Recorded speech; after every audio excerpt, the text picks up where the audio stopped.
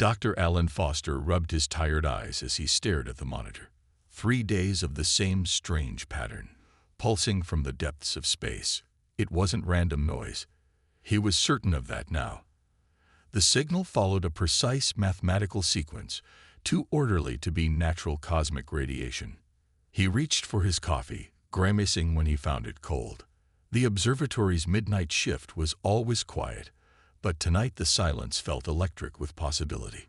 Still obsessing over that blip, Lieutenant Olivia Warren asked, entering the room with fresh coffee.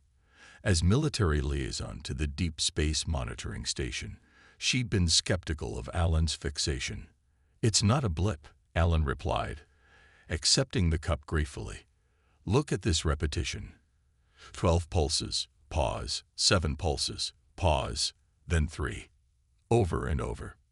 Olivia leaned closer, her professional detachment giving way to curiosity. "Where's it coming from?" "That's the strange part. Somewhere near the Kuiper Belt, but nothing's charted there. No mining operations, no research stations." Olivia's expression shifted. "I'll need to report this." Within hours, the station buzzed with activity. Government officials, scientists, and military personnel crowded the small facility. Alan explained his findings repeatedly, pointing to star charts and signal patterns until his voice grew hoarse. "The pattern suggests intelligence," he concluded during the final briefing. "Someone is reaching out." Admiral Peter Clark, head of the Space Command, nodded slowly. "The question is, are they reaching out for help, or is this something else entirely?" "Only one way to find out," said Captain Noah Bennett, standing near the back wall. All eyes turned to him. Bennett's reputation preceded him. The youngest captain of an exploration vessel, with an uncanny ability to navigate difficult situations. "The U.S. horizon can reach those coordinates in 3 weeks," Bennett continued. "We're equipped for first contact scenarios." The room erupted in debate. Some argued for caution, others for immediate action. Through it all, Bennett remained calm, his steady gaze fixed on the signal display. Eventually, Admiral Clark raised his hand for silence. "Captain Bennett will leave this mission. The U.S. horizon departs in 48 hours.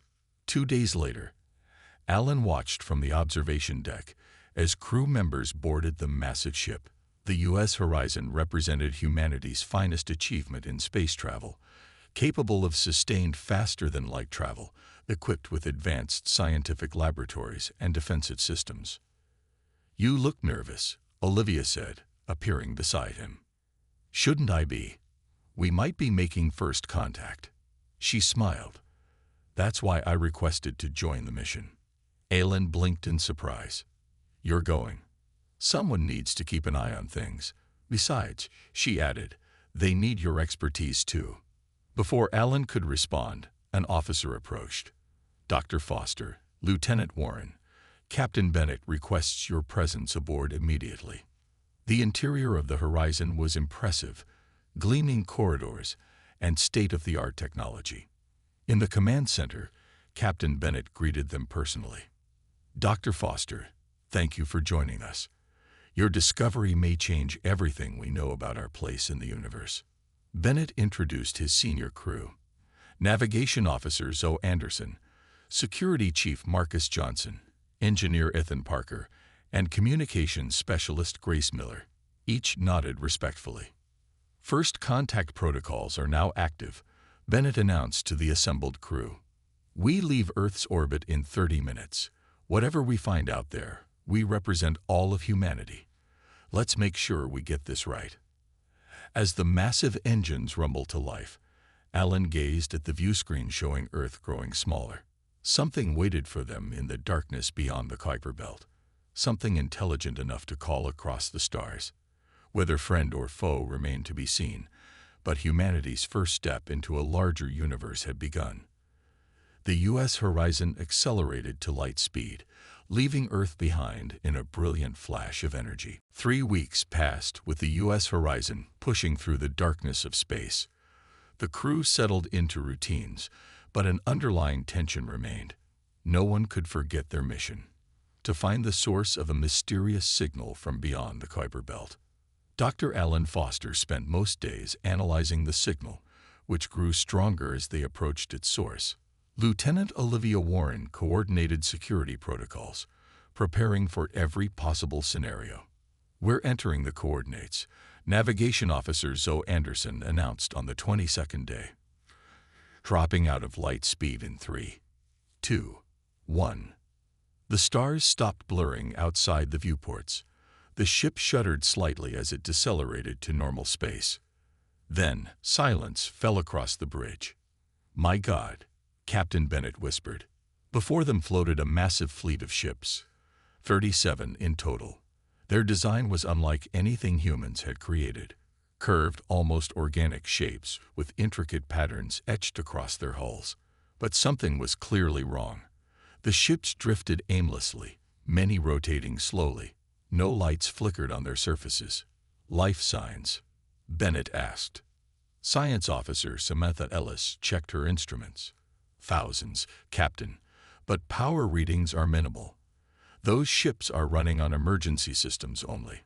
"The signal's coming from the largest vessel," Alan said, pointing to a central ship nearly 3 times the size of the Horizon. Bennett straightened his uniform. "This is what we prepared for. Lieutenant Warren, security team on standby. Grace, attempt communication on all frequencies. Everyone else, remember your first contact training." Communication specialist Grace Miller worked quickly at her station, broadcasting greetings in mathematical sequences and basic language patterns. Minutes passed. The bridge crew held their breath. Finally, Grace's console lit up. "Captain, we're receiving a response. It's using our own signal pattern as a base, but adding complexity. I think they're trying to establish communication." For hours, Grace worked with the ship's AI to develop a rudimentary translation. The alien responses became more structured, eventually incorporating English words they'd learned from the Horizon's broadcasts. "I believe we can attempt visual communication now," Grace said finally. The main screen flickered. A face appeared, clearly non-human. The being had smooth, pale blue skin with iridescent patterns. Large, multifaceted eyes blinked at them. When it spoke, the words came through the translator in a stilted, mechanical voice. "Gratitude. Surprise. You came. We are legendary." Captain Bennett stepped forward. "I am Captain Noah Bennett of the Earth vessel Horizon. We received your distress signal." The alien's features shifted in what might have been relief. "Fleeing destruction. Home star dying. Long journey. Engine failure. Stranded many cycles." "How long have you been adrift?" Bennett asked. "What humans call months. Resources low. Children suffering." Bennett turned to his crew, their faces reflecting his own concern. "Ask if we may send an engineering team to assess their situation." The Xendari agreed immediately. Within hours, engineer Ethan Parker led a team across to the main alien vessel. They returned with troubling news. "Their propulsion system is completely different from ours," Ethan reported. "It's based on quantum principles we've only theorized about. But I recognize enough to know it's fixable, with time and resources." "Why were they in this region?" Olivia asked, ever cautious. "They were deliberately avoiding our solar system," Alan answered, having spoken at length with the Xendari scientists. "They detected our transmissions and feared we might be hostile. When their engines failed, they had no choice but to signal for help." Captain Bennett looked around at his crew. "Contact Earth. Tell them we've made first contact with a refugee fleet in need of humanitarian assistance. And inform the Xendari. We will help them." As the message was sent, the humans caught their first glimpse of Xendari children, watching them with wide, curious eyes from a view screen. In that moment, despite the vast differences between their species, the crew of the Horizon recognized something universal: hope. The message from U.S. Horizon reached Earth, spreading rapidly through government channels. Within hours, an emergency meeting of the United Nations Space Council convened to address the unprecedented situation. Captain Bennett, connected via secure transmission, faced a wall of concerned faces on the command center's main screen. "You're proposing we commit significant resources to aid an unknown alien species?" Admiral Frank Watson asked, his expression stern. "Captain, this goes beyond your mission parameters." "With respect, Admiral," Bennett replied, "we're facing a humanitarian crisis. The Ascendary fleet carries over 15,000 individuals, including thousands of children." Science Officer Samantha Ellis stepped forward. "Our scans confirm their life support systems are failing. Their biology requires specific atmospheric conditions that are deteriorating as their power systems fail." The council members murmured among themselves. A representative from the European Union spoke up. "How can we be certain they pose no threat? This could be an elaborate trap." Lieutenant Olivia Warren addressed the concern. "We've maintained standard security protocols. Their weapons systems, while advanced, are inactive and appear damaged. Their current state makes offensive action impossible." Dr. Alan Foster added, "Their scientific records indicate they're fleeing a genuine astronomical event. Their home star began rapid expansion 3 Earth years ago, forcing planetary evacuation. On Earth, debates rage. Security experts warned of unknown dangers. Scientists argued for the opportunity to exchange knowledge. Religious leaders questioned the implications of non-human intelligence. Engineer Ethan Parker worked with his team aboard the Ascendary flagship while the politicians debated. He emerged from an access tube, wiping sweat from his brow. "Their technology is remarkable," he told Bennett during a private briefing. "Different approach, but compatible principles. We can help them." Bennett nodded. "Can the Horizon provide enough power to get them moving?" "No, sir. We'll need additional vessels. But with proper support, we could adapt our systems to theirs." Back on the command deck, the council finally reached a decision. Admiral Watson's face filled the screen. "Captain Bennett, after careful consideration, we're authorizing humanitarian assistance." Relief spread through the crew. However, the Admiral continued, "Security remains paramount. The U.S. Sentinel and U.S. Pathfinder are being dispatched with additional supplies and personnel. They'll reach your position in 2 weeks." After the transmission ended, Bennett sought out the Ascendary leadership. Their council met in a circular chamber aboard their flagship. 7 tall figures awaited him, their skin shimmering with subtle patterns that seemed to communicate emotions. The lead counselor, who had introduced himself as Zarin, bowed slightly. "You bring news from your people?" "Yes," Bennett replied. "Earth has agreed to help restore your fleet." The patterns on their skin brightened considerably. "We did not expect this generosity," Zarin said. "When we detected your broadcasts years ago, we were cautious. Your species seemed divided, sometimes violent." Bennett smiled ruefully. "We can be, but we also believe in helping those in need." "We avoided your star system deliberately," another counselor admitted. "We feared you might perceive us as invaders. And yet when disaster struck, you called to us," Bennett observed. Zarin's patterns shifted to deeper colors. "We had no choice. But perhaps it was fortune guiding us. Perhaps our peoples were meant to meet."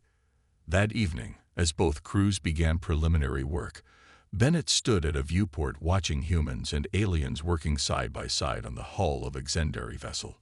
Engineer Parker floated alongside a blue-skinned alien, both gesturing animatedly as they solved problems together. "Never imagined my first command would involve rescuing an alien fleet," Bennett said quietly as Olivia joined him.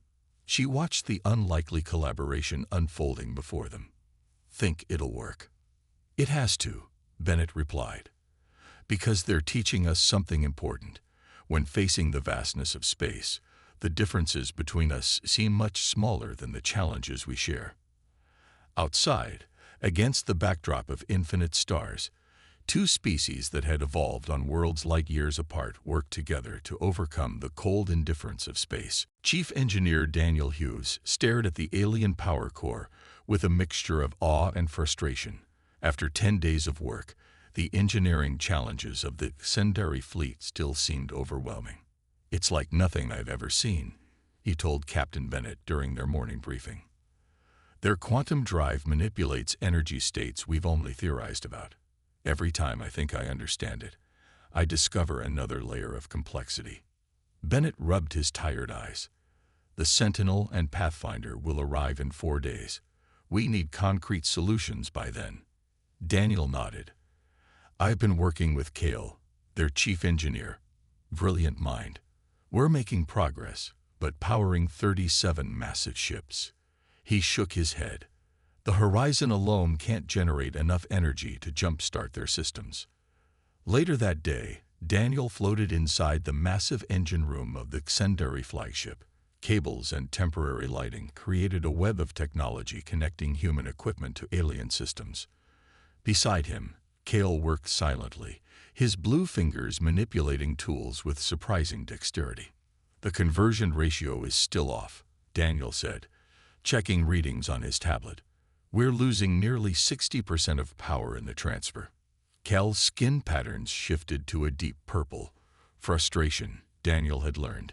"Your energy containment fields operate on different principles than ours," the alien engineer explained. "Perhaps we approached this problem incorrectly." Before Daniel could respond, a violent tremor shook the ship. Warning lights flashed. What was that? Daniel grabbed a handhold to steady himself. Resource specialist Michelle Ryan's voice came through his communicator. "Solar flare. Massive one. Our sensors barely detected it in time. The horizon's shields are holding, but the Centauri ships have minimal protection." Daniel and Cale rushed to check systems. The power relays they'd spent days calibrating were damaged, circuits fried by the unexpected radiation surge. 3 days of work, gone, Daniel muttered. Cale touched his shoulder, an unexpected gesture from the normally reserved alien. "But we learned something important from the failure." Back on the horizon, an emergency meeting convened. Engineers, scientists, and Centauri representatives gathered around holographic displays of both technologies. "The flare exposed fundamental incompatibilities in our systems," Daniel explained. "But it also showed us where our technologies overlap." Michelle Ryan stepped forward. "I've been cataloging resources from the asteroid field nearby. There's enough raw material to fashion hybrid adapters if we can design them properly." The U.S. Sentinel reports they're carrying specialized radiation shielding that might work with its Centauri hull composition. Communications Officer Grace Miller added. Bennett studied the technical schematics. "How long to implement these solutions?" "With both additional Earth ships, 3 weeks minimum," Daniel replied. "But the Centauri life support systems won't last that long without more power." Ethan Parker, who had been quiet until now, pointed to a section of the display. "What if we don't try to fix everything at once? What if we focus on getting just enough ships operational to tow the others?" The room fell silent as engineers from both species considered the idea. "It could work," Cale said finally. "Our largest vessels could tow the smaller ones if their maneuvering thrusters were operational." Days passed in a blur of activity. When the U.S. Sentinel and U.S. Pathfinder arrived, they'd brought fresh personnel and supplies. Teams worked in continuous shifts, developing the hybrid technology. Daniel hardly slept, moving between ships to coordinate efforts.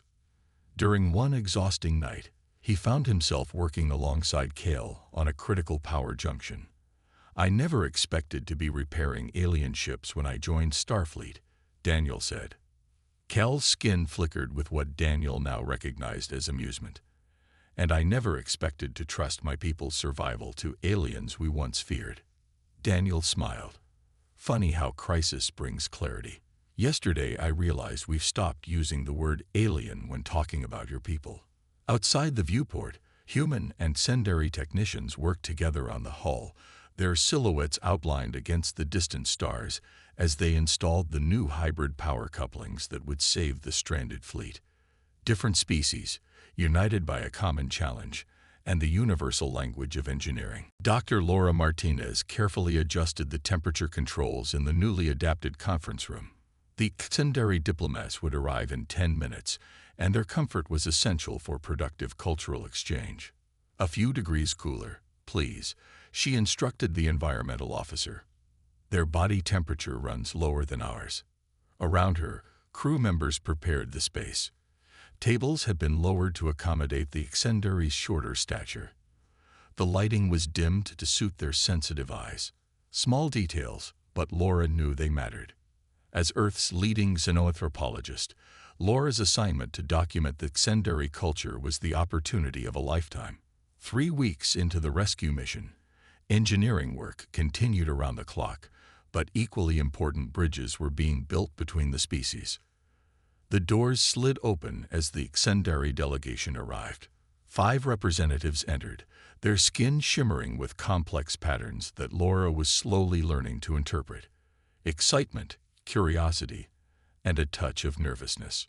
"Welcome," Laura greeted them with the hand gesture they had taught her, palms outward, fingers splayed. "We're honored by your presence." The lead diplomat, Vela, returned the gesture. "The honor is mutual, Dr. Martinez. Your adaptations to this room show great consideration." As they settled around the table, Security Officer Kevin Barnes entered with 3 Xendari security personnel. Over the past weeks, Kevin had established a training exchange program, teaching human security protocols while learning Xendari defensive techniques. The joint patrol went well, Kevin reported to Captain Bennett, who had just arrived. "Their tracking abilities in low light are remarkable." The cultural exchange began formally but quickly warmed. Laura recorded as the Xendari explained their social structures, community-centered rather than family-based, with children raised collectively by specialized caregivers. "Your concept of individual parents is fascinating," Vela commented. "So few responsible for so much development." Laura smiled. "Many human cultures actually practice communal child-rearing similar to yours. We're more diverse than we first appear." Captain Bennett listened with interest before asking, "Your people traveled for years before your engines failed. How did you maintain social cohesion during such a long journey?" The Xendari exchanged glances before Vela answered, "Through shared purpose and memory rituals. Would you like to observe one?" Later that evening, humans and Xendari gathered in a large chamber aboard the alien flagship. Soft lights pulsed as Xendari of all ages formed concentric circles. They began humming in harmony, their skin patterns synchronizing into complex, flowing designs. "They're sharing memories," Communication Officer Blake Wilson whispered to Laura. After weeks of work, his translation protocols had advanced enough to interpret some of the subtle skin language. Not just recalling them, actually experiencing each other's perspectives. A young Xendari child approached Captain Bennett shyly, extending a small hand in invitation. After a moment's hesitation, Bennett joined the circle. Other humans followed. Though they couldn't fully participate in the memory sharing, the humans felt the rhythm and emotion of the experience. When it ended, many had tears in their eyes. The following days saw increasing integration. In the medical bay, Dr. Karen Powell watched in amazement as Xendari healers used bioelectric fields to accelerate the recovery of 2 human technicians injured during repairs. "Their understanding of cellular energy is decades beyond ours," she told Laura during their documentation session. In the ship's recreation area, children from both species found common ground through art and music. Human children taught simple games while Xendari youngsters demonstrated how to create luminescent patterns with special clay. Blake Wilson worked tirelessly with Xendari linguists, developing a permanent translation system. "It's not just words," he explained during a staff meeting. "Their communication includes light patterns, subtle electrical fields, and frequencies we can barely detect." Captain Bennett watched these interactions with growing hope.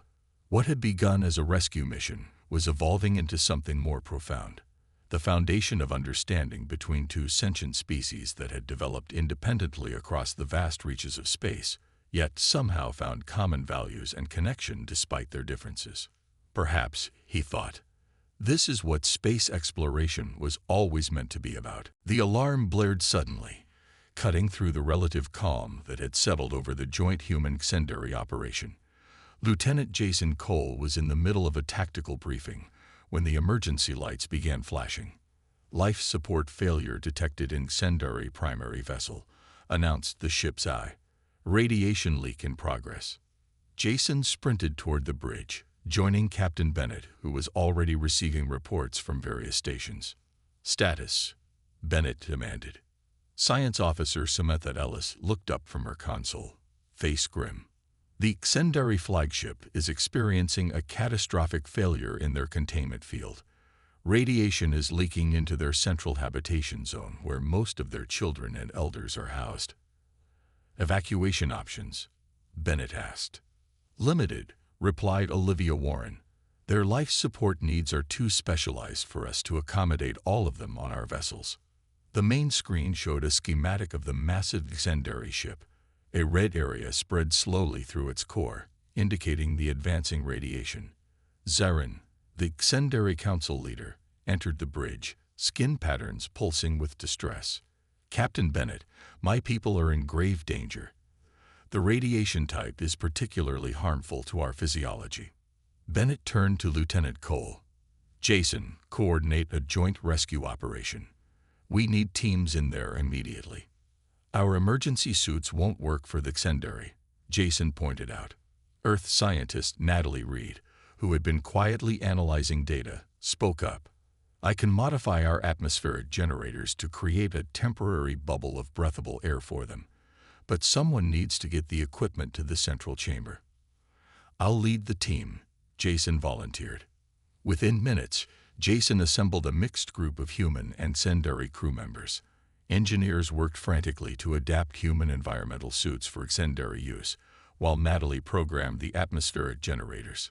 "The modifications are crude," she warned, "but they should work for about 30 minutes. As they prepared to board the stricken vessel, Captain Bennett arrived in the shuttle bay. "I'm coming with you," he announced. "Sir, protocol states," Jason began. "Protocol doesn't cover first contact rescue operations," Bennett interrupted. "Those are children in there." The team boarded shuttles and crossed to the Xendari flagship. Inside, the situation was worse than expected. The radiation had spread faster than predicted, and panic was beginning to set in among the Xendari. "Deploy the atmospheric generators here, here, and here," Jason directed, pointing to key junctions on his tablet map. "Create safe corridors for evacuation." As the team split up, Bennett followed the Xendari guide toward the central chamber where the youngest children were gathered. The radiation levels increased with every step. "My suit integrity is down to 60%, Bennett reported over the comm. "How much longer on those generators?" "Almost online," Natalie replied from the horizon. 10 more seconds. A sudden power surge rocked the ship. Bennett stumbled, watching in horror as part of the ceiling collapsed, blocking their path to the children's chamber. Through a small gap, he could see several young Xendari huddled together, their skin patterns showing terror. Without hesitation, Bennett began removing his helmet. "Captain, what are you doing?" Jason's voice crackled through the comm. "The suit won't fit through that gap," Bennett replied calmly. "The generators are about to activate, right?" "Yes, but then I'll have enough time." Bennett removed his helmet completely and squeezed through the narrow opening. The air burned his lungs immediately, but he pushed forward.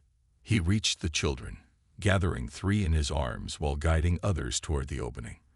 As they emerged to safety, the atmospheric generators finally activated, creating breathable air in the corridors. Back aboard the Horizon, the medical bay worked overtime treating radiation exposure in both species. Captain Bennett, despite severe radiation burns, had survived.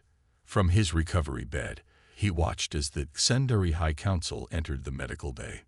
Zarin approached, accompanied by the children Bennett had saved. With solemn ceremony, he placed his hands on Bennett's shoulders. "Today, you have shown what humanity truly is," Zarin announced. "The Xendari High Council formally recognizes Earth not just as allies, but as kin among the stars." The Morning Star fleet set out looked magnificent. 5 weeks after the initial distress call, 37 Xendari vessels moved in perfect formation, flanked by the 3 Earth ships. Their hulls gleamed in the distant sunlight as they began their journey toward Earth. On the bridge of the U.S. horizon, Captain Noah Bennett watched the spectacle with quiet satisfaction. His recovery from radiation exposure had been faster than expected, thanks to both human medicine and Xendari healing techniques. All ships reporting ready, Captain Lieutenant Olivia Warren announced. Course for Earth laid in. Bennett nodded. Signal all vessels. Begin transit at 1/4 speed. As the massive fleet accelerated, Bennett reflected on how much had changed. What began as a rescue mission had transformed into one of the most significant events in human history.